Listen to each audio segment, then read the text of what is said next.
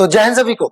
तो आज मैं लेके आया हूं आपके लिए मॉक टेस्ट नंबर 11, ठीक है, जो कि आपके मार्च में जो एग्जाम्स आने वाले हैं उनको टारगेट करके, ठीक है।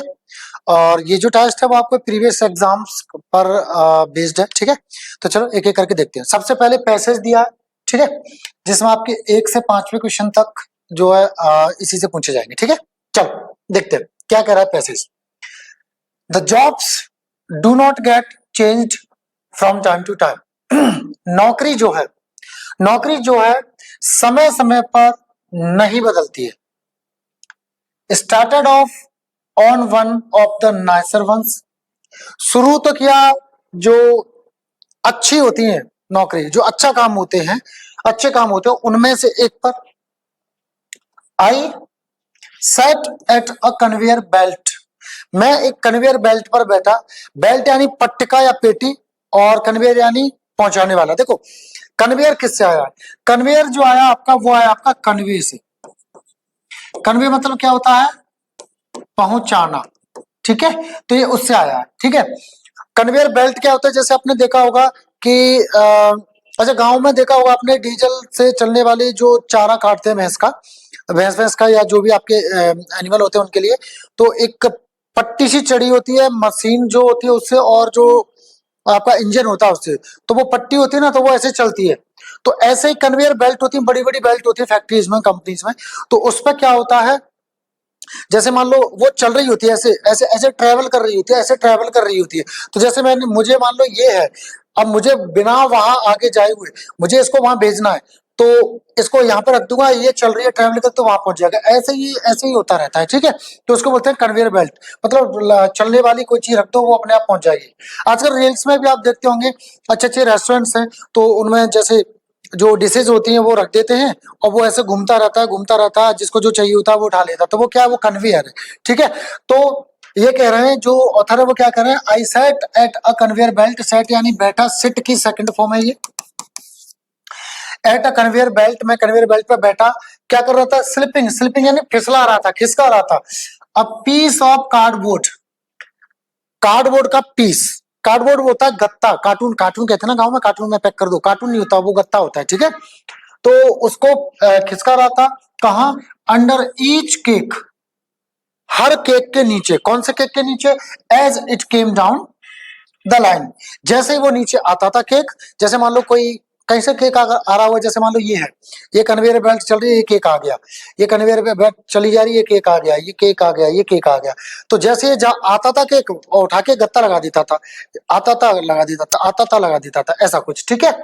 चलो एट फर्स्ट, शुरुआत में, एट फर्स्ट बोले तो शुरुआत में, it was difficult to keep up, ये बहुत मुश्किल था कि उसके साथ गति बनाई जा सके, यानी उसकी गति के हिसाब से चला जा सके। देखो कीप अप क्या होता है? कीप अप होता है गति बनाए रखना, बनाए रखना, ठीक है। जैसे मान लो ये चल रही है, और ये उधर से आ रहा है, ये उधर से ऐसे केक आ रहा है, तो आप भी उसी स्पीड से आपको उसके नीचे गत्ते लगाने पड़ेंगे, कार्टून जो आपकी भाषा में कहते हैं वो लगाने पड़ेंगे, कार्डबोर्ड लगाने पड़ेंगे, है ना। तो ये तो शुरुआत में क्या था, उसकी स्पीड से मैच करना मुश्किल था, ये लिखा हुआ है यहाँ पे, ठीक है। इट वॉज डिफिकल्ट, मुश्किल था, कठिन था, ठीक है। आगे एन अनइकोनॉमिक मूवमेंट, अनइकोनॉमिक बोले तो विच इज नॉट इकोनॉमिक, यानी विच इज मतलब जो कि मतलब कम खर्चीला ना हो, यानी ज्यादा खर्चीला हो। ये एक ऐसी मूवमेंट यानी हलचल थी, काम था कि जो खर्चीला था। अब फंबल बोलते गड़बड़ी, मतलब कई बार होता ना, जैसे आपने क्रिकेट में ही देखा होगा कि किसी बल्लेबाज ने शॉट हिट किया, और जैसे फील्डर पकड़ता तो ऐसे बॉल पकड़ता तो छिटक जाते, तो वो क्या हुआ? उससे फंबल हुआ, थोड़ी गड़बड़ी हुई, ठीक है। तो अब फंबल, थोड़ी सी गड़बड़ी हुई। And four kicks and four kicks went without cards, थोड़ी सी गड़बड़ी हुई कि 4 केक बिना कार्ड लगाए हुए चले गए। अब वो तो अपनी स्पीड से चलेगी ना मशीन, तो बेल्ट भी अपनी स्पीड से चलेगी, वो भी अपनी स्पीड से चलेगी। अब आप थोड़े से टाइम आपने इधर उधर किया, कि वो तो अपना काम रोकेगी नहीं, मशीन है भाई, आपने रोका ना, तो वो 4 केक चले गए बिना जो कार्ड बोर्ड लगाए हुए, बिना गत्ता लगाए हुए। I got up to chase, मैं उनका पीछा करने के लिए खड़ा हुआ, मतलब बैठे बैठे आप लगा रहे होंगे गत्ता, ऐसे उठाया लगा दिया, उठाया लगा दिया। तो मैं खड़ा हुआ या हुई, लड़की है तो हुई, लड़का है तो हुआ, मैं खड़ा हुआ या खड़ी हुई, उसको चेज करने के लिए यानी उसके पीछे करने के लिए। चेज का मतलब होता है किसी का पीछा करना। चेज यानी क्या होता है? किसी का पीछा करना। द 4 केक्स यानी जो 4 केक निकल गए थे बिना गत्ता लगाए, मैं उनका पीछा करने के लिए दौड़ा या दौड़ी। 8 मोर अपेयर्ड, तो 8 और दिखाई दिए। अपेयर्ड यानी दिखाई दिए। क्या दिखाई दिए? बिना गत्ते के निकल गए। एंड फॉर गिवन मिनट्स और सो, और जितनी मिनट्स थी, मिनट्स का मतलब यहां पे टाइम, और जितना दिया हुआ समय था या लगभग उतना ही, I had to work at twice the speed to work my way back to where I was sitting before. तो अब जो समय बचा था उसमें मुझे क्या करना था? मुझे काम करना था दुगनी स्पीड से। दुगनी स्पीड से काय के लिए? To work my way back to where I was sitting before, जहां मैं पहले बैठा था। मान लो अब आगे भागोगी तो फिर आपको आगे से करना पड़ेगा ना। फिर तो आपको जहां पहले बैठे थे वहां आने के लिए अब आपको डबल स्पीड से काम करना था, जिससे आप वापस जाके, वे बैक मतलब पीछे वापस जा करके आपको अगर वहीं जाके सीट लेनी है, वहीं जाके काम करना है, तो अब आपको क्या है कि डबल स्पीड करनी पड़ेगी। तो इनको क्या करना पड़ा? डबल स्पीड करनी पड़ी। But it takes half a day or so to learn how it's done. लेकिन लगभग हाफ अ डे मतलब आधा दिन या लगभग आधे दिन के लगता है काय के लिए? To learn how it's done. It's मतलब इट इज डन, ये सीखने के लिए ये कैसे किया जाता है। ठीक है, यानी मशीन के साथ कैसे क्या करना है, वो सब कैसे करना है, ये सब सीखने के लिए लगभग आधा दिन का समय लगता है। आगे क्या कह रहा है? एंड सून, और जल्द ही, और जल्द ही, इट बिकम्स क्वाइट ऑटोमेटिक, और जल्द ही ये काफी ऑटोमेटिक बन जाता है। ऑटोमेटिक मतलब यहाँ पे देखो इसका अर्थ क्या है। जैसे आपने देखा होगा कि कई जैसे किसी ठेली वेली पे देखा होगा प्याज कितनी जल्दी जल्दी जल्दी काटते हैं। वहीं अगर हम ट्राई करें तो क्या करेंगे? प्याज का तो पता नहीं, लेकिन हाथ वाथ जरूर काट लेंगे, है ना। तो वो जल्दी जल्दी क्यों काट लेते हैं? क्या शुरुआत में वो ऐसे शुरुआत की थी उन्होंने? नहीं, बट उनको एक वक्त के बाद वो ऑटोमेटिक हो गया। अब उनका चाकू वहीं चलता है जहां चलना चाहिए। तो इसी तरह से एक आधा दिन सा लगता है समय, फिर आपके हाथ वहीं चलने लगेंगे जहां चलने चाहिए। ठीक है, तो ऐसा ये कुछ कह रहे हैं। द फ्रेंजी यानी उन्माद, पागलपन साहब, सनक सी आपके अंदर। Had quite worn of, worn of है वियर ऑफ का, वियर ऑफ का मतलब होता है घिसना, मिटना, थकना, कमजोर पड़ना। ठीक है, तो द फ्रेंजी हैड क्वाइट, एक मिनट, है ना।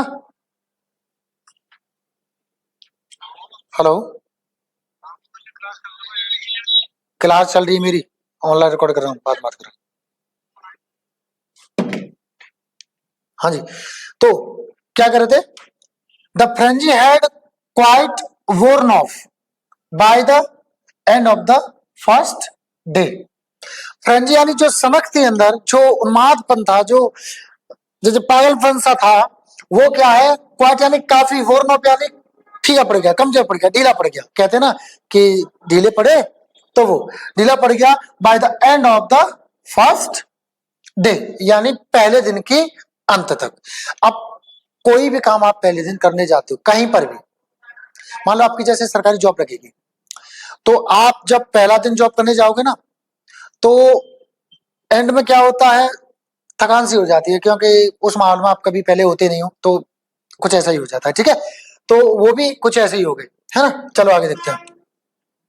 एंड देन, और फिर, there was only the monotony, और उसके बाद में क्या थी? केवल नीरसता। क्या थी? नीरसता, उदासपन, है ना। आगे, एंड, और क्या था? द एकिंग आर्म्स, और दर्द करती हुई भुजाएं, दर्द करती हुई भुजाएं। ठीक है, चलो। लेटर, बाद में, I moved to another job, मैं एक और काम पर चला गया, मतलब मुझे मूव कर दिया गया दूसरे काम पर।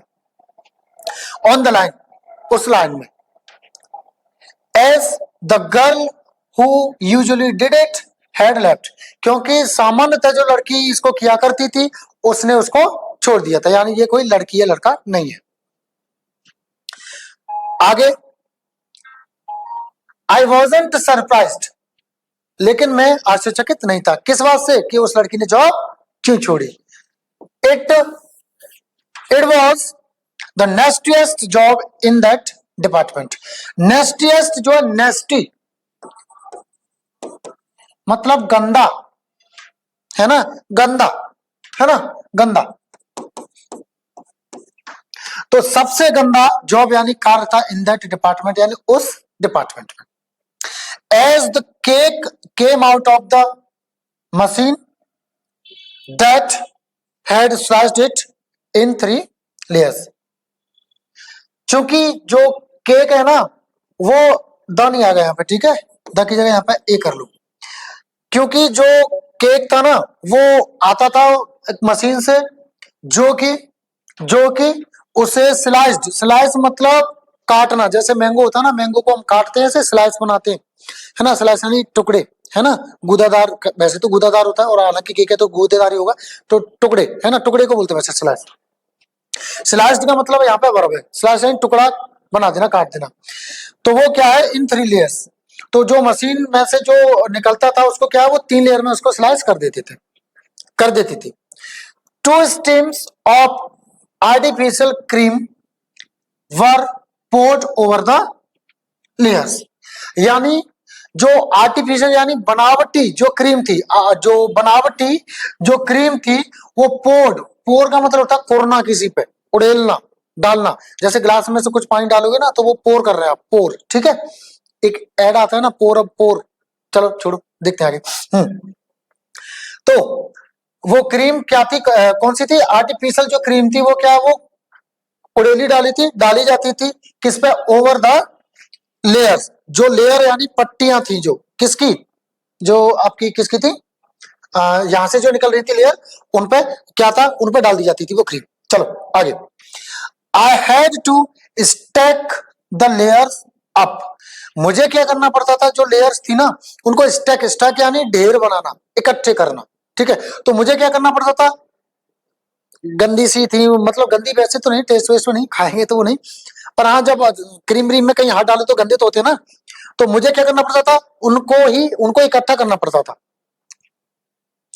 Again a messy and very tiring job, फिर से एक गंदी और थकाऊ नौकरी, यानी एक गंदा और थकाऊ काम। द केक्स वर हैवी, जो केक थे वो कैसे थे, भारी थे, and the cream was slippery, और जो क्रीम थी वो कैसी थी, फिसलन भरी, स्लिपरी यानी फिसलन भरी। Anyone who would have worked at all in a factory, कोई भी जिसने थोड़ा सा भी काम किया होगा फैक्ट्री में, आगे देखते हैं,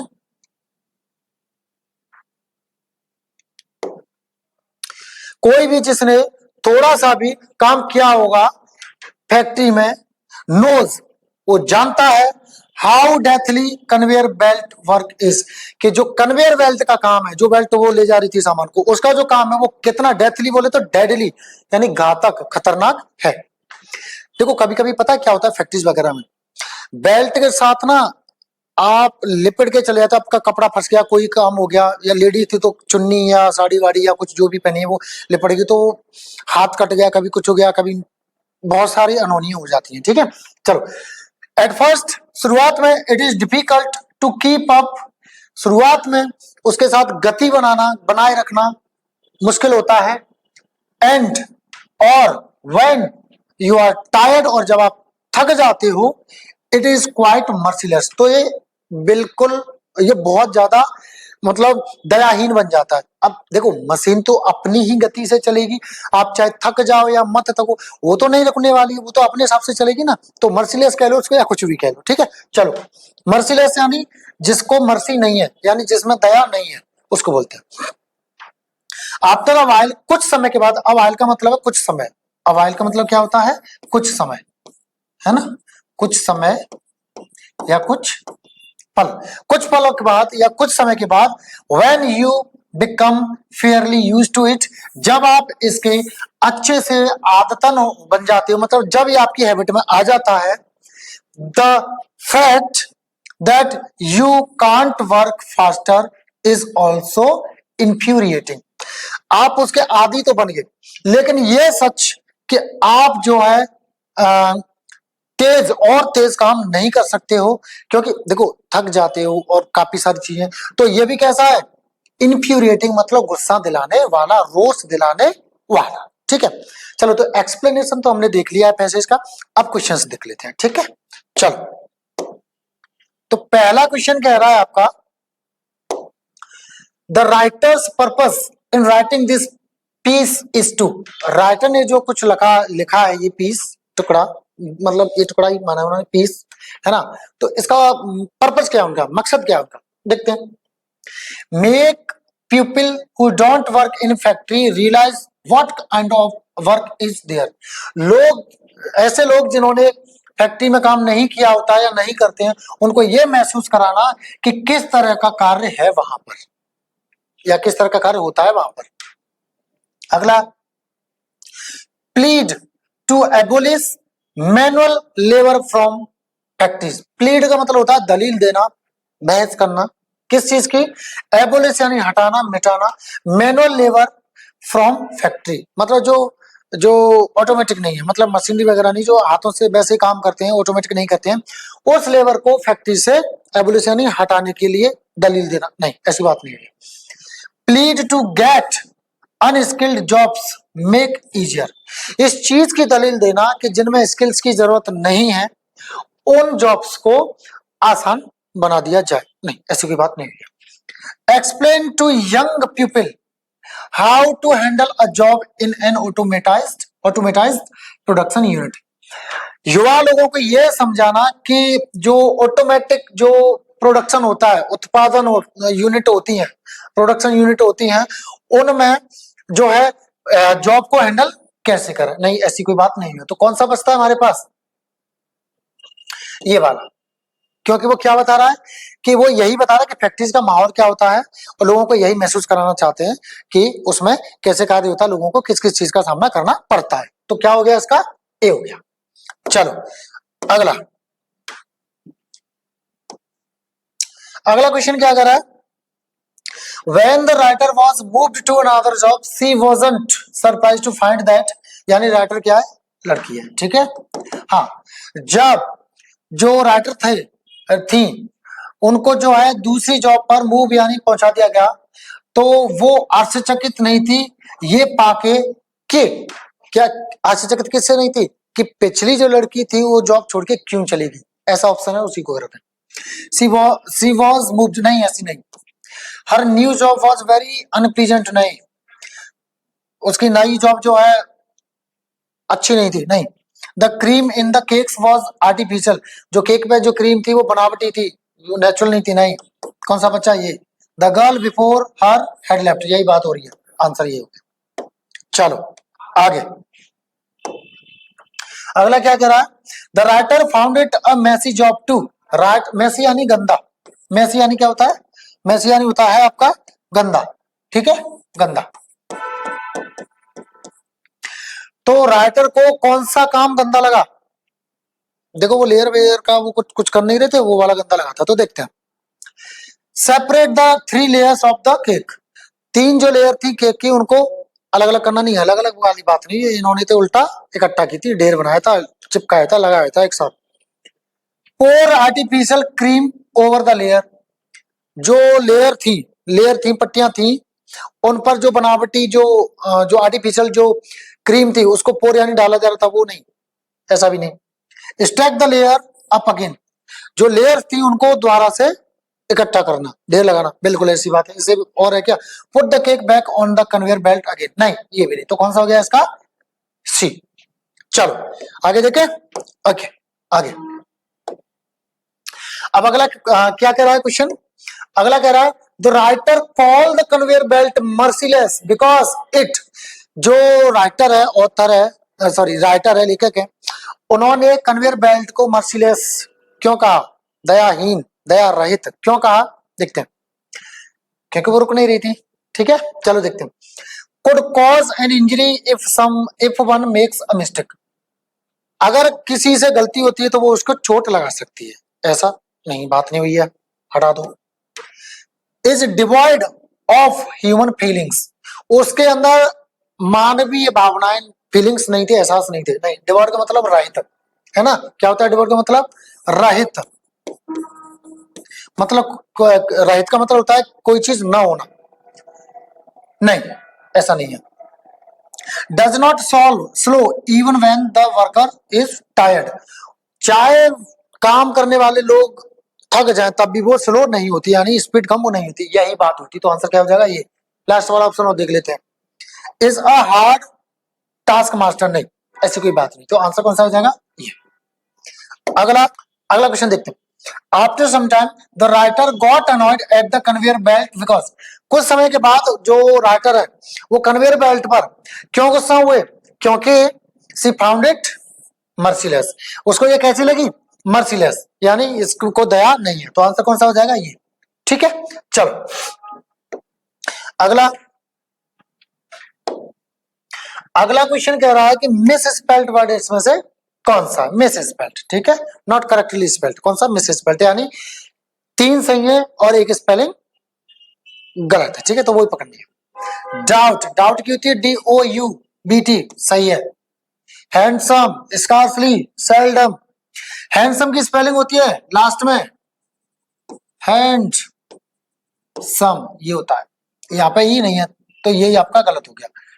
स्कार्सली सही है, सेल्डम सही है, यानी आंसर कौन सा हो जाएगा? बी। चलो अगला अगला है गिव वन वर्ड फॉर, अब आपको वन वर्ड सब्स्टिट्यूशन पूछा है। Give one word for that which can be read easily. देखो एक आपने और देखा होगा, that which can not be read easily, illegible है ना, अपठनीय, यानी अस्पष्ट लिखावट, मतलब पढ़ पाना उसको मुश्किल हो रहा। उसका एंटोनिम होता है that which can not, which can be read easily, यानी लेजिबल। आंसर क्या होगा इसका? लेजिबल, ठीक है। रोस्टम क्या होता है? एक ऊंचा सा चबूतरा होता है जिस पर खासकर हम बोलने के लिए चढ़ते हैं, जैसे हमें प्लेटफॉर्म पे खड़े होते हैं पढ़ाने के लिए, तो कह सकते हैं एक तरह से, ठीक है। हाँ, और अपराइटनेस मतलब होता है औचित्य, और आर्मामेंट होता है आपके जो अस्त्र शस्त्र होते नहीं है उनको बोलते हैं, ठीक है, उसको बोलते हैं आर्मामेंट। चलो अगला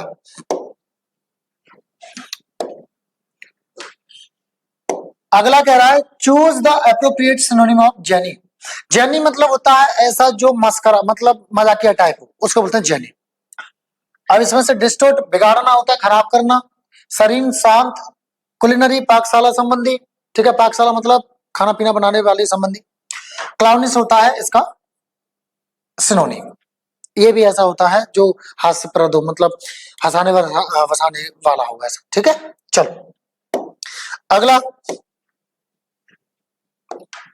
अगला है आपका choose the appropriate antonym of beneficence. Beneficence मतलब होता है मतलब जब आप एक सक्षम वक्षम से हो जाते हो तो आपका परोपकार करने का वो होता है, तो परोपकारिता होता है, मतलब ये दूसरों के लिए कुछ करने की इच्छा या वो स्थिति, उसको बोलते हैं, ठीक है।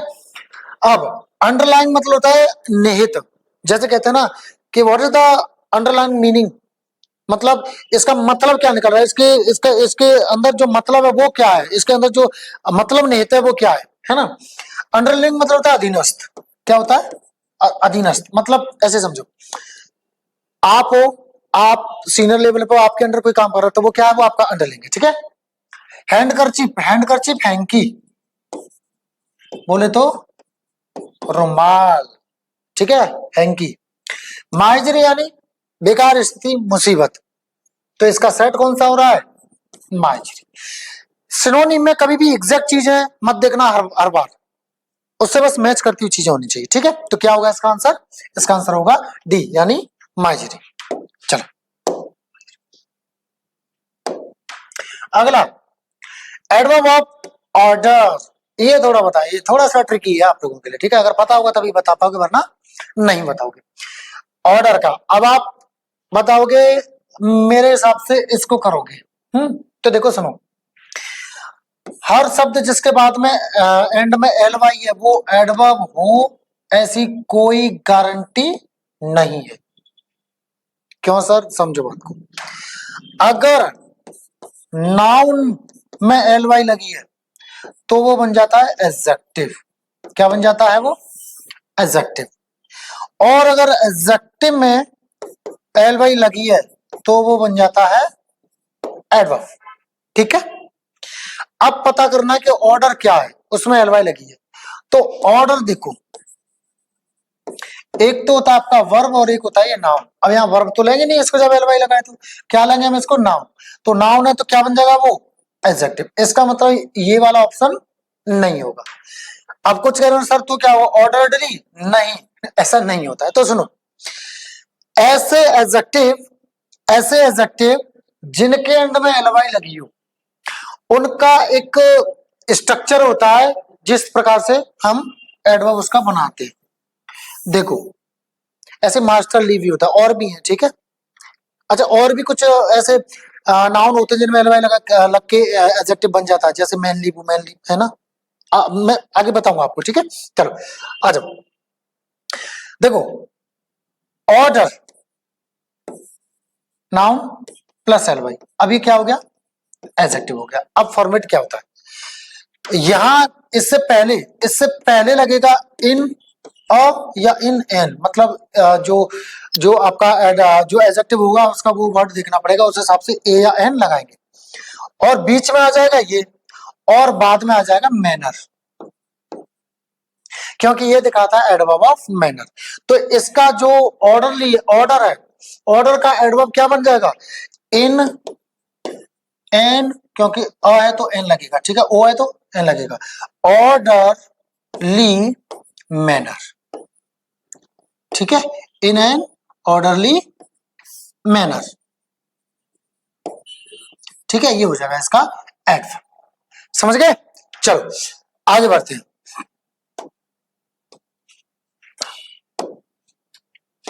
अगला क्या कह रहा है? Plural of mango.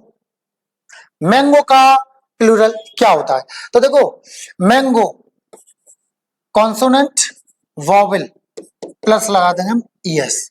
कौन सा है? डी। ठीक है, आंसर क्या होगा इसका? डी होगा। ठीक है, ये नहीं होगा, ये नहीं होगा और ये नहीं होगा। चलो आगे, अगला क्या कह रहा है?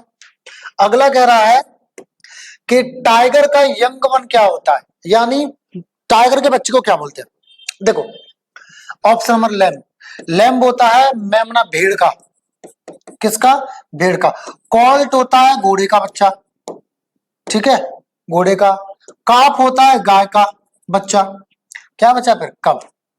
टाइगर मतलब शेर हो, चीता हो, बाघ हो, इनके बच्चे को क्या बोलते हैं हम? कब बोलते हैं। ठीक है, इसको हिंदी में क्या बोलते हैं? सावक। क्या बोलते हैं? सावक। चलो समझ गए? चलो आगे बढ़ते हैं। Comparative degree of excellent. अब एक्सीलेंट का कंपेरेटिव डिग्री बताएं। अब कुछ लोग कर रहे होंगे एक्सीलेंटर, और कुछ लोग दिमाग लगा रहे होंगे यहाँ, और कुछ लोग कह रहे होंगे नहीं नहीं एक्सीलेंटर नहीं देखा हमने, मोर एक्सीलेंट होगा। तो सुनो, ना ये होगा, ना ये होगा, ना ये होगा, फिर क्या होगा? नन ऑफ दीज होगा। क्यों? क्योंकि कुछ एडजेक्टिव ऐसे होते हैं जो अपने आप में हाईएस्ट डिग्री रखते हैं। Excellent is one of them. कुछ और के नाम बताता हूं, बाकी मैं आपको एडजेक्टिव में बताऊंगा। जैसे आपका यूनिक हुआ, एक्सीलेंट हुआ, परफेक्ट हुआ, सर्कुलर हुआ, राउंड हुआ, रॉन्ग हुआ, राइट हुआ, etc। ये सारे एडजेक्टिव ऐसे हैं जो अपने आप में हाईएस्ट डिग्री रखते हैं। तो इनकी ना सुपरलेटिव डिग्री बनाएंगे ना ही कंपेरेटिव डिग्री बनाएंगे। गलती मत करके आ जाना। ठीक है, याद रखना। चलो आगे, अब आपको एरर पकड़नी है। Spot the error which may be in one part of the sentence. If there is no error in the sentence, the answer will be no error. तो कोई पार्ट ऐसा है जिसमें गलती है। अब देखें इस वाक्य को। The more we practise the more we learn. जितना हम अभ्यास करते हैं उतना ज्यादा हम सीखते हैं। अब देखो, कुछ लोग दिमाग लगा रहे होंगे कि कंपेरेटिव जो डिग्री होती है उससे पहले हम आर्टिकल द का इस्तेमाल नहीं करते हैं। क्योंकि हम किसके पहले करते हैं? हम करते हैं आपका सुपरलेटिव डिग्री से पहले आर्टिकल द का इस्तेमाल। तो सुनो, आप एकदम सही हो, लेकिन यहाँ आधे सही हो, पूरी तरह सही नहीं हो। क्यों? क्योंकि एक दो केस ऐसे होते हैं जहां पर हम कंपैरेटिव डिग्री से पहले भी द का इस्तेमाल कर लेते हैं। एक तो वो स्ट्रक्चर होता है कौन सा, ऑफ द टू वाला, ऑफ द टू वाला हुआ, ठीक है, ऑफ द टू वाला स्ट्रक्चर होगा तब लगा लेते हैं। एक और कौन सा होता है, जब समांतर बढ़ोतरी या समांतर कमी हो रही हो किसी चीज में, तब भी हम द का इस्तेमाल करते हैं। जैसे आपने एक सेंटेंस सुना होगा, the higher we go the cooler we feel, जितना ऊंचा जाते हैं उतना हमें ठंड लगती है। तो जितना उतना के सेंस में हम, जितना उतना के सेंस में हम आर्टिकल द का इस्तेमाल कर लेते हैं, ठीक है। जितना इतना के पहले हम जो है आर्टिकल का इस्तेमाल हम कंपैरेटिव डिग्री से पहले कर लेते हैं। और एक किस्म करते हैं वन ऑफ द टू वाले। तो यहाँ पे देखो, जितना हम अभ्यास करेंगे उतना हम सीखेंगे, यानी जितना हम अभ्यास करते हैं उतना हम सीखते हैं। तो यहाँ पे भी कोई दिक्कत नहीं है। तो अब आप कहोगे तो क्या हुआ सर, नो एरर? नहीं, नो एरर भी नहीं होगा। क्यों? क्योंकि गौर से देखिए इस वाक्य को, जरा इस वाक्य को गौर से देखिए, छोटी सी गलती है। अच्छा, गलती कुछ लोगों को पता नहीं है तो वो इसमें गलती नहीं ढूंढ सकते, क्योंकि उनको पता ही नहीं कि ऐसा शब्द भी होता है। तो देखो मैं बता देता हूं क्या होता है। जैसे आपने एक चीज देखी, एडवाइस, इसका मतलब क्या होता है, सलाह देना, यानी ये क्या है, ये है आपकी वर्ब। एक और देखा आपने इसका एडवाइस, इसका मतलब क्या होता है, सलाह, यानी ये क्या होता है, नाउन। इसी तरह से इस शब्द को देखिए जरा, बजी घंटी थोड़ी बजाओ। Practice is not a verb, it's a noun. Practice क्या है आपका, नाउन है। और हमें चाहिए क्या सब्जेक्ट के बाद, हमें चाहिए वर्ब। तो इसका जो वर्ब होता है वो क्या होता है, वो होता है आपका एस ई, ये होता है आपका, ये होता है आपका वर्ब। तो काफी लोगों को पता नहीं था, कुछ को पता था, तो वो इतना गहराई में गए नहीं, क्योंकि प्रैक्टिस वर्ड इतना कॉमन है कि हम लोग ये नहीं देखते हैं कि ये नाउन है कि प्रोनाउन, ये नाउन है क्या वर्ब है। तो यहाँ पे प्रैक्टिस क्या है, नाउन, और हमें चाहिए क्या, वर्ब। तो यहाँ पे ये गलती है, यानी गलती किसमें, बी पार्ट में। समझ गए, क्या हो जाएगा, प्रैक्टिस, सी ई की जगह क्या हो जाएगा, एस ई, याद रखना। चलो आगे बढ़ते हैं। अगला क्या कह रहा है, अगला कह रहा है change the voice of the following.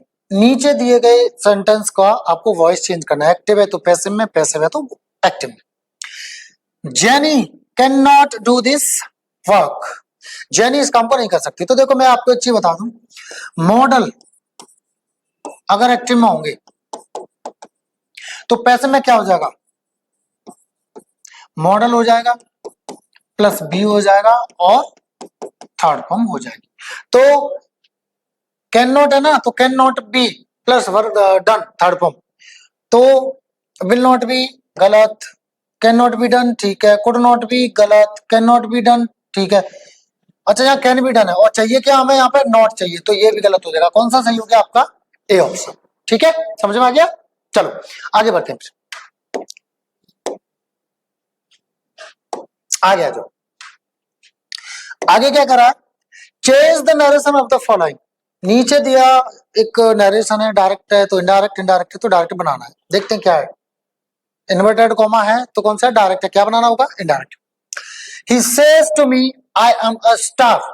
Now देखो, अगर आपका आरवी यानी रिपोर्टिंग वर्ब प्रेजेंट में है या फ्यूचर में, तो जो आरएस होता है वो चेंज नहीं होता है टेंस, ठीक है। प्रोनाउंस चेंज होते हैं, प्रोनाउंस वगैरह चेंज होंगे लेकिन वो चेंज नहीं होगा टेंस। चलो तो देखते हैं। ही सेज टू मी बदल जाएगा टेल्स मी, तो he tells me, he tells me, tells me, tells me सभी में, दैट सभी में, यहां तक सभी सही है। अब देखो आई सन बट्टे 123, आई कौन सा पर्सन है, फर्स्ट, किसके अनुसार बदलेगा, सब्जेक्ट के। सब्जेक्ट क्या है, ही, तो आई का क्या हो जाएगा, ही, तो ही वाला कौन सा, आई कट जाएगा, ही, ये है, ही, ये है। अब देखो टेंस कौन सा है, प्रेजेंट, तो पास्ट वाला खत्म हो गया, पास्ट वाला खत्म हो गया, प्रेजेंट वाला ही एकदम सही है, क्योंकि प्रेजेंट में रहेगा, तो ये वाला सही है। समझ गए, आगे आ जाओ। अगला है Henry scoffed dot dot the fear. Scoff मतलब होता है उपहास करना किसी का, मजाक उड़ाना खास तरह से, ठीक है। अफेयर मतलब होता है मामला, अफेयर मतलब क्या होता है, मामला। कहते हैं ना मैटर क्या है भाई, तो वो मैटर को मामला बोलते हैं, मामला क्या है भाई, तो ये यहाँ पे अफेयर मामला है, ठीक है। चलो अब देखो, स्कोप एक ऐसा वर्ड है जिसके बाद में अगर किसी मामले पे हंसते हैं तो हम प्रेपोजिशन लगाते हैं ओवर, ठीक है। ओवर है, सी इज द राइट आंसर, ठीक है। चलो आगे बढ़ते हैं। अगला क्या कह रहा है, remove to from the sentence. अब सेंटेंस में टू दिया हुआ है और टू को हटाना है और सेंटेंस का अर्थ ना बदले, कुछ इस तरह से हटाना है। तो देखो जब हम टू को हटाते हैं ना तो खासकर आपको दो चीज शब्द दिखते हैं, एक सो दिखेगा, एक दैट दिखेगा और एक कैन दिख जाएगा। जनरली सामान्यतः यही दिखेगा। तो पहले देख लेते हैं किस किस में दिख रहा है, सो दैट कैन, ठीक है। आई एम टू, टू तो हटाना ही, तो ये तो गलती हो गया। कैन दिख गया, सो नहीं है और दैट भी नहीं है, हटा दो। यहाँ पे कुछ भी नहीं है, हटा दो। तो पहले इसको देख लो, इसका अर्थ क्या है, I am too strong for him, मैं उसके लिए कुछ ज्यादा ही स्ट्रांग हूं, मजबूत हूं, यानी मैं इतना मजबूत हूं ना कि वो मुझे नहीं झेल सकता है। नहीं झेल सकता यानी मेरा सामना नहीं कर सकता है। तो देखते हैं, आई एम सो स्ट्रांग, मैं इतना स्ट्रांग हूं, मैं इतना मजबूत हूं, दैट की ही कैन नॉट फेस मी, कि वो मेरा सामना नहीं कर सकता, वो मुझे झेल नहीं सकता है। तो आंसर कौन सा हो जाएगा आपका, ये हो जाएगा, ठीक है। चलो अगला, अगला है choose, choose the correct article. अब आपको सही आर्टिकल ढूंढना है। We have selected him dot dot dot chairman, क्या लगाओगे, ए, एन तो लगेगा ही नहीं, नॉट अप्लाइड, द क्या लगेगा, चलो देखते हैं। सुनो, जब कॉम्प्लीमेंट आता है ना, कॉम्प्लीमेंट, अब ये चेयरमैन क्या है, ये इसका कॉम्प्लीमेंट है, क्या है ये, कॉम्प्लीमेंट है। चेयरमैन किसको बनाया, इसको, तो ये ऑब्जेक्ट कॉम्प्लीमेंट है। तो जब कोई ऑब्जेक्ट कॉम्प्लीमेंट आता है तो उससे पहले हम आर्टिकल नहीं लगाते। कॉम्प्लीमेंट क्या किसको बोलते हैं, कॉम्प्लीमेंट बोलते हैं जो ऑब्जेक्ट है उसकी एडिशनल इंफॉर्मेशन देना। जैसे हमने उसको बन सिलेक्ट किया, अब क्या सिलेक्ट किया, ये उसकी एडिशनल इंफॉर्मेशन है, अतिरिक्त जानकारी है, अतिरिक्त सूचना है, क्या, चेयरमैन बनाया। तो यहाँ पे हम कोई आर्टिकल नहीं लगाएंगे। तो आंसर कौन सा हो जाएगा, डी। कौन सा हो जाएगा, डी हो जाएगा, ठीक है। चलो तो ये तो रहा आपका स्पीड टेस्ट नंबर 11। आगे मैं लाता रहूंगा एक एक करके, ठीक है। और पीछे जो आपके छूट गए मैंने ऑफलाइन में करा दिए, मैं उनको आपको ऑनलाइन सॉल्यूशन कराने के लिए मैं उनको लेके आऊंगा, ठीक है। तो अब आपसे मैं यही कहना चाहूंगा, अगर आपको वीडियो अच्छी लग रही है, अगर मैं आपको सही से करा पा रहा हूं और अगर आपको थोड़ा सा भी बेनिफिट हो रहा है तो प्लीज चैनल को सब्सक्राइब करें, और वीडियो अच्छी लगी तो इसको लाइक करें और थोड़ा शेयर भी कर दें, और जैसा भी लगता हो वैसा कमेंट करें, ठीक है। और मुझे बताएं कमेंट करके कि और आप क्या क्या बेहतरी चाहते हैं मेरे पढ़ाने के तरीके में, या इन जो मॉक टेस्ट है उसमें और क्या चाहते हैं, या और क्या क्या कंटेंट चाहते हैं, ठीक है। मैं हर चीज आपके लिए लाऊंगा और पूरी कोशिश करूंगा कि कोई भी चीज आपकी ना छूटे, ठीक है। तो बस आपसे इतना ही कहूंगा, thank you for watching this video, bye bye, जय हिंद।